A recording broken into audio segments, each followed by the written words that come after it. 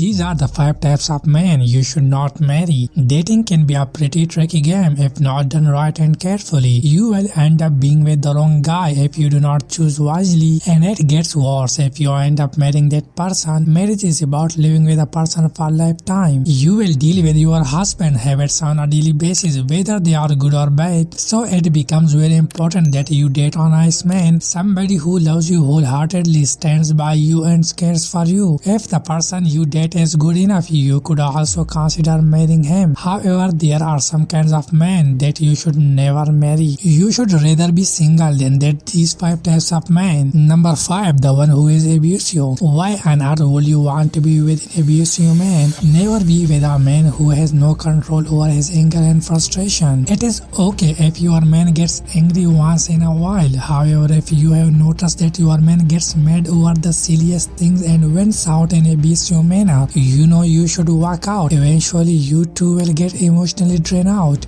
If your man is verbally abusive now, chances are he will get physically abusive too. So never consider marrying a man who has anger issues. Number 4. The work is life man. Men working, women upset. So this is the kind of man you should really be wary of. It is okay to be career oriented, but if your man only thinks about work whole day long, then you should reconsider your choice.